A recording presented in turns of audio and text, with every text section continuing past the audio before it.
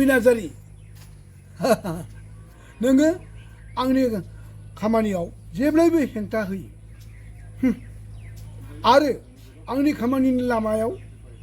गासैबो नोङो जेंसि जेंला होथेयो नाथाय बे जेंसिखौ माबोरै बोखारनांगौ होस्रांनांगौ बेखौ नैबे सिलाया मिन्थिगौ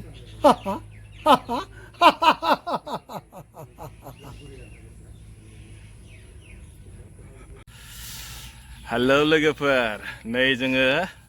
देलाय होनलाय नोङो आङो दायो दंफैयो जोंहा एखेबारे फेमास बयजोंबो मिथिजानाय बयजोंबो सिनायजानाय जोंहा आदै आयं एकदम माने बेखौहाय फिल्म इन्डास्ट्रियावहाय गुन्दा होननासो मिथियो ना नोंस्राबोखौ ना आबौ नामा मा नाम नों सिनाय आबौखौ मिथिया लंकेश्वर बसुमतारी नोंखौ आबौ अनगोना अना अनोना नैबेनो जाहैबाय जोंहा एकदमबारे बयबो मिथियो आरो फिल्माव जोंहा माने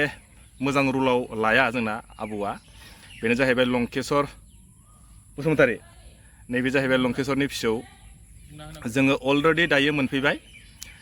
बिथांजों माखासे एसे जोङो रायलायनोसै नानि नोंना मा नाम दंलाय खोन्थालाय गायत्री बसुमतारी नों मा थाखोआव फरायो नै थाखोआव नोंखौ आबौ अनगोना अनो बेनो जाहैबाय जोंहा लंकेश्वर दारियासो होनना बुंलै बेखौ फ्राय मानसिया दारिया होनबा मिथियो आरो बै उनाव थानाया जाहैबाय बिनिनो फिसाला नोंस्रा आबा हारसिंल' ना बाबाया फिसाला सासेल' जोङो दायो आबौजों एसे सोंनाय फिननाय लालायनोसै बिथाङा माने बै समनिफ्राय माबोरैजाय माने फिल्म लाइनाव थांखो ओमफ्राय दायो माने फिल्म लाइनाव थांनायाव न'खरनि माबा मोनसे बेले बेजेफोर जादों नामा बेफोरनि माखासे एसे जों सोंनाय फिननाय लानोसै जोङो दायो अलरेडि आं मोनफैबाय आरो जों सानै फैदों ओरैजे सासेया दङ इयावनो बे जाहैबाय जोंहा गगामुग मिंमा हालामनि सिङाव थानाय खोदोमगुरि गामियाव बेयाव आरो खोदोमगुरि गामियाव बिनि न'आ मेन न'आ दायो आं एसे खोन्थालांबाय थानोसै नोंथांमोना आंजों थांफाबाय थाबानो जाबाय बिनि माखासे बेनो जाहैबाय बिसोर गामिया ओरैजाय फैनांगौ जों ओरै फैनानै ओरैजाय फैबाय माने ओरैजाय नुदोंना न'आ नै बेना न'खौ गोग्गोम बानायबाय बे आबौआ दायो मानसि एसे रायज्लायनोसै आबौ बबाव दंथाय फैयै फाइनालि नै आबौखौ लोगो मोनफैबाय एसे खोन्थालांसै एसे आबौआ एसे रेडि जादों नै फाइनालि आबौखौ मोनफैबाय आबौ खुलुमबाय राजु फिसौ औ बिराद गोबाव जाबाय आबौखौ लोगो मोनैया दिनैसो बिराद गोबावनि उनाव लोगो मोनबाय लोगो मोननायजों लोगोसे एसे जों खबर लानाय फैबाय आरो आबौआ माबा मोनसेयाव बेस्थ'मोननो माबा मोनसे दायो मा शुटिं जाबाय दं होनदोंमोनथाय गिबियाव राजु फिसौ थैसाम पार्ट 1 मोन बिथां रुबि नार्जारि गहपुर हालामनि रुबि नार्जारिया थाराबारि गामिनि बिथाङा थैसाम पार्ट 1 खौ गिबियाव खालामनानै रिलिजबो होखांनानै दिनै 5 बोसोरनि उनाव थैसाम पार्ट 2 आरोबाव स्टार्ट होबाय बे स्टार्ट होनायावहाय आंनो मोनसे रुल होदों आंनि मुङानो जाबाय लंकेश्वर बसुमतारी धेमाजि जिल्ला 1 नं खोदोमगुरि गामि थानाया गगामुग आच्छा बाथ्रा जाहैबाय नों फिसौला राजुआ आंखौ सोंनो लुबैनायखौ आं हमदांनो हाबाय आच्छा आङो बर' सावथुन मुलुगनि सोमोन्दै जेबोखौनो आङो मिथियामोन रोङामोन एक्टिंआ मा डायलगा माबोरै आरोखि डायलगफोरखौ रोङामोन ओमफ्राय मेन बाथ्रा जाबाय बे रुबि नार्जारि गहपुर हालामनि बिथाङा खेबनै बर'नि सावथुन मुलुग खालामखांनाय मानसि आंखौ बियो गगामुगाव फैनायाव हबे बर'नि लेखा दखानि अनजुलि रामसियारिनि दखानावहाय आंखौ लोगो मोनना बुंबाय आदै खुलुमबाय आं नोंनि सावगारिखौ आंनो नांगौ मा सावगारि नांगौ ओरै बुंनायाव बुंबाय आं बर' फिल्म बानायो अब्ला बुंबाय हाब नों एफा उन्दै बैसोनि मानसिया मा बर' फिल्म बानायोलै नों आरो कनफिउस जादों माने आहा दाउट आरोखि ओमफ्राय बिदि बुंनायाव हाब आदै नों आंनि गहपुरनि खेबनै बर'नि सावथुनखौ बा बर'नि फिल्मखौ नायाखै नामा होनबाय ओहो आंना टिभि दंबाबो जेरखम सावथुन नायजानाय कन्डिसन नङा केपासिटि नङा होननानै बुंबाय आङो नों जेबो सिन्था दाखालाम आदै आं नोंनि महर मुस्रि नोंनि सावगारिखौ आंनो नांगौ आं बर'नि सावथुनाव नोंखौ मोनसे रल होगोन बे रला देग्लाय रं नाम्बार पार्ट 2 जागोन बेवहाय नोंनो आङो प्रफेसार अर्थात लेक्सारार आं पार्ट होगोन अब्ला आं बुंबाय आं रोंगोन नालाय आंथ' सेरखम सावथुननि डाइलग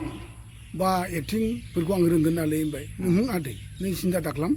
बेखौ मालाय डिरेक्टरानो फोरोंगोन केमेरामेनानो फोरोंगोन नोङो जेबो बेखौ सिन्था दाख्लाम आं दङ अब्ला आङो थांनानै रुबि नार्जारिनि न'आव बिहा मा मा प्रपार्टि दंजायो आरो बिनि न'खराव बिदा फंबाय बेसे दङ आरो बेसे रोंगौथि दं ओरै होननानै आङो सप्तासेनि टाइम लानानै थांनाय जानायसै अब्ला आं नुबाय गमामायैनो रुबि नार्जारिनि थाग्रा रुमाव अनेक रोखोमनि बर' सावथुननि मुलुगनि पिक्सारफोर दङ आरोखि ओमफ्राय आं हमना लाबाय गथ'आथ' बिराद इन्टारेस्ट दङ जियानो जादोला नोंनो आंखौ लुबैथारबाय जेब्ला आंबो खोथा होबाय होनानै रं नाम्बार पार्ट 2आव प्रफेसार रुलखौ होखांनायनि उनाव रिलिज जाखांनायनि उनाव बै बर'नि रनिकेता हलाव दुलाराय आसामनि बर'फोरनि बर' सावथुनखौ बाहाय फिथा हायोमोन आरोखि ओमफ्राय आबौआ बे माने फिल्म लाइनाव माने बेसेबां मायथाइनिफ्राय जइन जानाय थांनाय 2009निफ्रायनो औ बेनिफ्राय आबौआ बे समाव जेनेबा दिनैसिमबोथ' जेनेबा फिल्म लाइनावनो दंबाय दं नङा होमबा रानिं दङ आं रानिं ओमफ्राय बे फार्स्ट थांनाय बेलायावहाय न'निफ्राय सोरबाफोर बा माबा मोनसे उसुबिदा बा अजदफोर दंमोन नामा फिल्म लाइनाव खामानि गैया जेबो गैया गुन्दै गैयाबा ओंखाम गैया होननाय माबा मोनसेफोर दंबायबायमोन नामा बाथ्रायाथ' आंहाबो फिसा फिसौ दं नालाय आरो आंहा बिसि दङ बिसोर बुंदोंमोन आरोखि फिल्माव थांनानै गानानै मा मोननो आंबो मिथिया मा होगोन मा मागोन औ ओमफ्राय उनाव आंनो बै रं नाम्बार पार्ट 2आ रिलिज जाखांनायनि उनाव अननानै बियो आंनो गारि भारा 1200 फैसा होदों ओमफ्राय बे 1200 फैसा होखांनायनि उनाव माथो रल खालामबा फैसा मोनोलाय बेखौ आंनि गोसोआव सोमजिदों आरोखि बिनि उनाव रनिकेता दुलाराय आसामनि बर'फोरनि फिल्मखौ रिलिज होनोब्ला बै बङाइ आरो बासुगावनि जोबथा गेलेमफुं रड तिनिआलियाव रनिकेता हलावसो बङाइगाव रनिकेता हलाव रिलिज होबाय अब्ला द्लाम नलेज गोनां बर' सावथुन बानायग्रा आरो डिरेक्सन होग्रा बिथांमोना बे रिलिज खालि रं नाम्बार पार्ट 2खौ नायनानै बुंबाय रबि फंबाय नोंहा खाफाल मोजांलै आंबो खाथियावनो दं आरोखि नायफानानै नोंहा खाफाल मोजांलै नैबे बेखौ नोङो बिराद मोजां लोखि सासे आर्टिस्ट लोगो मोनबाय बेनो बेफोर पार्टखौ होनाङा बेनो दाखु अर्थात गुन्दा रुल हो बिदि बुंनानै सानैबो मिनिलायनानै फैबाय न'आव अब्ला गफुरनिफ्राय आंखौ गगामुगाव हगार हरला थिग आहे आरो आबौ बेयाव आं सोंसै आरो बै समाव नोंथ' मा रुलाव लादों फार्स्ट टाइम प्रफेसार ओमफ्राय दाथ' नोंखौ जेनेबा दाखु होबाय दाखु माने गुन्दाबा मोनसे गोसोआव माबाफोर बोराबनाय थायो नामा गुन्दा पार्ट मोननानै हागोन ना हाया जादोंमोन बेनिफ्राय जै थैसाम बानायबाय बे थैसामावथ' बाम्पार बिथाङा बेनिफिट जाबाय रायजो राजाफ्रा बर' सावथुनखौ नायनानै मोजां मोनग्रा सिबिग्राफ्रा आयु गिलुबालु मानसियालाय बर' नंगौना नङासै पसिमासो नामा क'क्राझार एरियानि मानसिफ्रा बिहारिफोरखौ पसिमा होनोलै आबौ पसिमा होनो आजां गाजां गिलुबालु खाथियाव थांथावि खाथ्रा सेहेराथार माथो पसिमासो गोनदां ओरैबायदि बुंजानाय बेनिफ्राय आबौनाव मोनसे नोंना बे आबैया बे माने फिल्म लाइनाव थांनायाव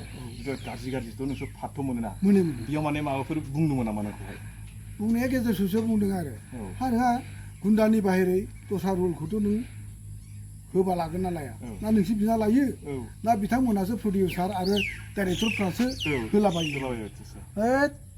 आजां गाजां फाग्लि बेखौ बिना मोनो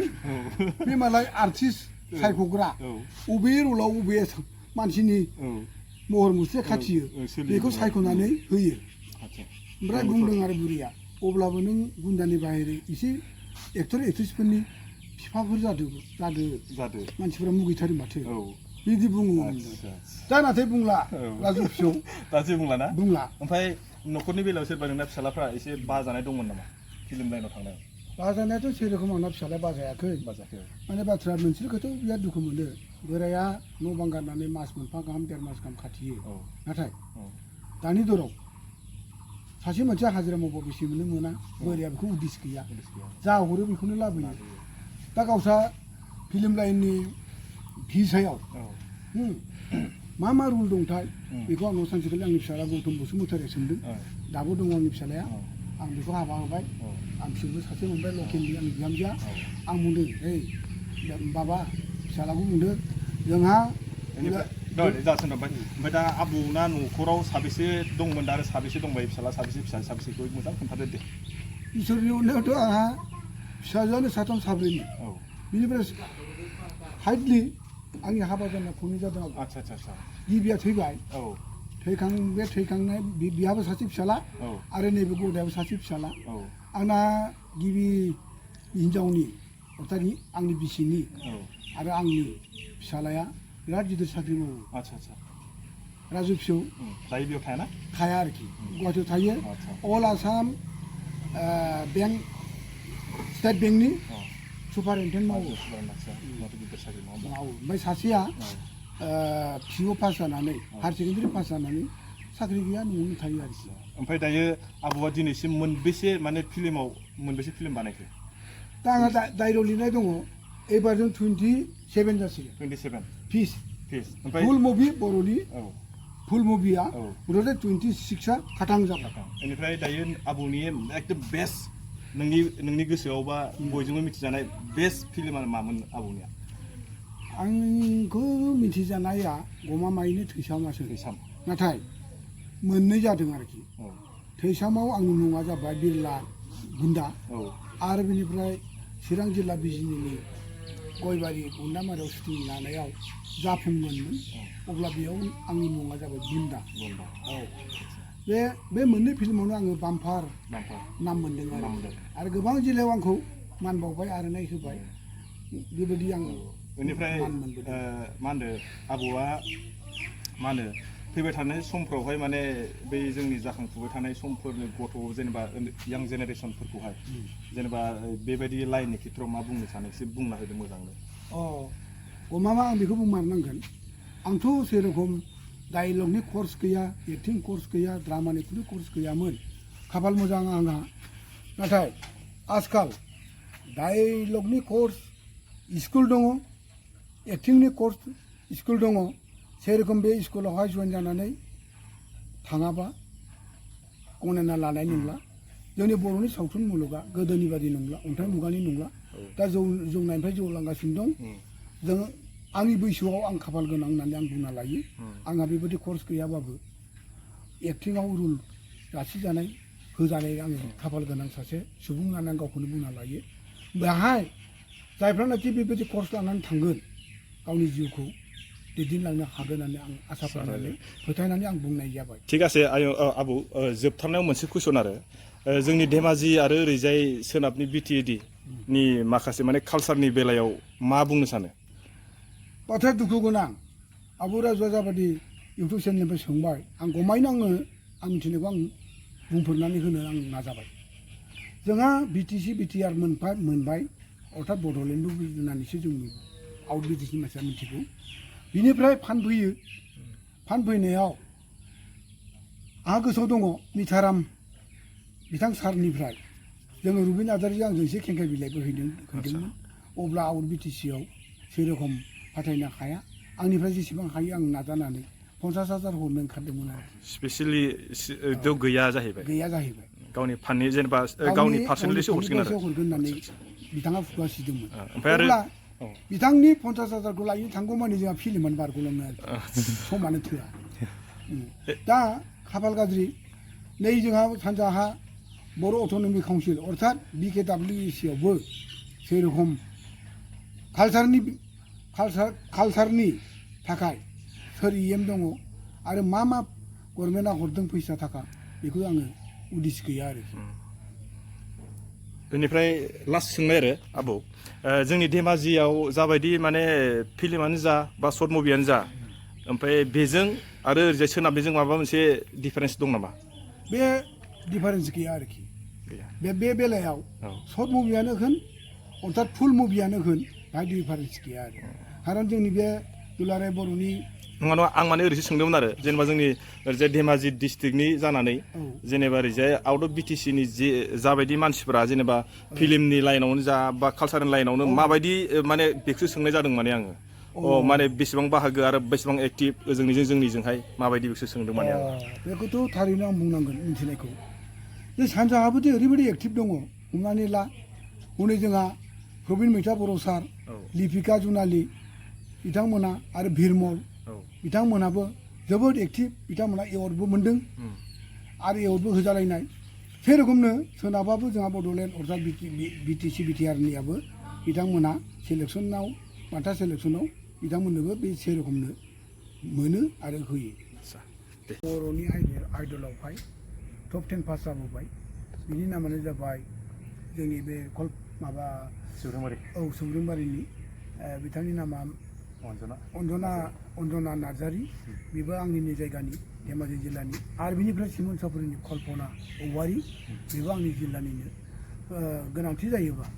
बिथांजो सानैखौ माबा सर्ट मुभियावनो होन फुल मुभियावनो होन रल होनो हासिगोन आरो फार्स्टआवथ' ओरैनो आं खोनानाय मथे माने माबायाव स्किल एक्टिं स्किल लादों होननाय खोनादों लादों माने बिसोर आइडलावहाय टप 10 पास जाबोखाबाय कमप्लिट जाबोबाय ना मोजां खौरां आरोना सोरनोबा माने रल गोदान माने कास्ट नांगौबा मोनगोन आरोखि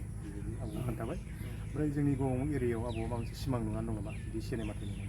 सिमाङा नुदोंमोन नाथाय आं बे सिमाङा दा हानाय नंला बे थार बाथ्रा आङो मिनिमाम 5 लाखआव जुदि जानाय मोनबा आंबो बानायलांसिगौमोन आरो दा सिमाङा सिमांनि थांसिगोन आंना दानि दराव दाथ' थैसाम पार्ट 2आवहाय आंनो मिथिथारगौ मथा मथि 50L नि एसे बारासो थांगोन खम थाङा दा आंनि सिमाङा बायबाय आं हाला बे सिमांखौ जाफुंहोनो मोगथां महराव होनो हानाय नंला आङो गोजोन्थों फिसौ इउटुब चेनेलनि राजुनि लोगो नोंथांमोननिसिम आं एसेयावनो बुंनानै फोजोबनाय जाबाय जय बर' हारि बिथांनि जोनोम जायगाया जाबाय दुधनै दक्षिण गवालपारा दुधनैनि बिथांनिफ्राय आंनि बिहाव अर्थात बिहावनि मुङा जाबाय रमेश खाख्लारिमोन बे रमेश खाख्लारिनि फिसाजो 4 नम्बर ना 5 नम्बर गोबां फिसाजो दंमोन आंहा बिहावा दा आंबो नम्बरखौ बावलायलांबाय बिनिफ्राय रुंसारि जालांबाय आंनि बिहावा आफाया दा आंनि बिसिनि मुङानो जाबाय अलका खाख्लारिमोन आरो दा आंनि मुङा लंकेश्वर बसुमतारी एफा मोजां दा गावनि टाइटेलखौ बहाथ' लिरनो मोनलायखो दा आंनि टाइटेलखौनो लिरबाय अलका बसुमतारी ओमफ्राय दा आबैनाव मोनसे फंसे सोंनोसै आरोना दा आबौआथ' बिराद जायगायाव फिल्म गाहैयो ओमफ्राय आबैया माबायदि मोनो गोसोखौ जेनेबा ओरैनो बिराद गोबावबोथ' थाहैयो नालाय गाव मिथिसिगौ जे बाजानायफोर फैयो नामा ओरैनो जेनेबा बाजाया जेबो बाजानाय गैया जोंनिया सापर्ट दं आरोना फुल सापर्ट दं बिदिनो जानांगौ नङाबा फिसालाफोराबो बिहामजोफोराबो जेबो साना आरो जेनेबा बाथ्राया बेनो सावथुन होनबा गासिबो रायजो राजाबा खायफा मोनो खायफा मोना एरनाबो हरो आंनि बिसिनो नै नोंना बोराया माबा सिख्लाफोरजों सिथाब जादों होनना बुंबा आंनि बुरियाबो मा सिथाबनोल' लाबोथों आंहा मावनो दांनो हाला सेरखमसो बुंथारो थिगानो माने बेफोरबायदि नङाबा जाया नङा मोनसे कपारेसन थानांगौ नङा बुरजाफोरा गैयाबा जाया नैबे आंनि फिसौजो गिबि मुङा बिना गायत्रि बसुमतारी 2 थाखोआव फरायबाय बेबो एसे सेरखमनो जाहैगोन नामा आर्टिस्टफोर दा उन्दै समावथ' ग्लाम माथो आखा फाखाथार मोसानो फोरों मबाइलफोरजों दानिफ्रायनो गावनो मबाइलजोंनो माबा हिन्दीबो रोंलायलांबाय हिन्दीखौथ' रोंखायो दानि गथ'फ्रा दे थ' बेनो आरोना आबौनि फेमिलिया नै आबै र' एसे रायज्लायनो आबैजों आबैया फार्स्ट नुजेननायाव माबायदि नुदोंमोन आबौखौ फसायनायाव फार्स्ट नुजेननायाव फैनायाव माने एथ' गोजाननिफ्रायसो फैबाय नोङो फैनो गोसो दंना गैयामोन बिफोरानो हरबाय नालाय फैनांबाय गोसो दंना गैयामोन बै समाव फैनो गोसोआथ' बिदिनोसै लाखोमाथारदों बे आबैया लाखोमाबावदों फैलाबायबाय ओरैनो आबौ नोंना नंगौ आंनि बिसिनि बिगुमै बाथिराम बसुमतारीनाव सल्ल' माहाजोननि फिसाला सिलाबालिगाव बिनि बिगुमैनि दखानाव आं गमस्ता महरै दंमोन बे 6 मासावनो बिगुमाया मा सानखो मा माखो लाम बिबोनाव बुंथारो नारसोमनानै हरथारदों गावबो मुगैया मुजा फैदों ओमफ्राय आबैया फैनाय जायगाफ्रा माबायदिमोन बे जायगायाव बिराद गाज्रिमोन आबौ ओजोंहाय माबायदिमोन बेयाव माबायदिमोन साफा स्रां स्रां ओमफ्राय बेयाव बेयाव अत्यासार हाब्रोमोन गोदो थांफिनो गोसो जादोंमोन ना बेनिफ्राय जादोंमोनथ' आरो गाबखुमा बायाखै गाबखुमा बायाखै हरफ्राव गाबदो मानो गाबा जानो बेसेबांसो गोबाव गाबखुमानाय गाबदो बिराद गोबाव सम सम सम सम ना गावसिनि गामि आदर्श मोजां आदर्श। मोजांथार। आसामनिफ्राय धेमाजि जिल्लानिफ्राय आदर्श गामि सार्टिफिकेट दं आदसा आदसा जोंना मोजांथार गामि। मोजांथारमोन ना गोजोननाय थाबाय आबैनिसिमबो आबैयाबो गाबदोंमोननो दायो माने थाद' थाद' मोजां मोनबाय आरो आनि नोंनिखौ मा नाम होनदोंमोनलाय गायत्रि बसुमतारी आदसा थिग আছে हेल' लोगोफोर आं लास्टआव नोंथांमोननो माखासे खोन्थाबाय माखासे सोंनाय फिननाय नोंथांमोननो खोन्थाबाय नोंथांमोना जुदि नायनानै माबायदि मोनखो मोजां मोनखो ना गाज्रि मोनखो बेखौथ' आं मिथिला नोंथांमोनासो मिथिसिगोन नोंथांमोना निस्सय जुदि नायनानै मोजां मोनदोंबा हाजासे लाइक आरो शेयार खालामना होदो जाहाथे आं इयुनाव बिदिनो मोजां मोजां आरो कन्टेन्ट लानानै फैबाय थानो हायो थिग আছে लोगोफोर बिदिबा दिनैनि भिडिअखौ आं बेखिनियावनो दोनथ'बाय अके बाय बाय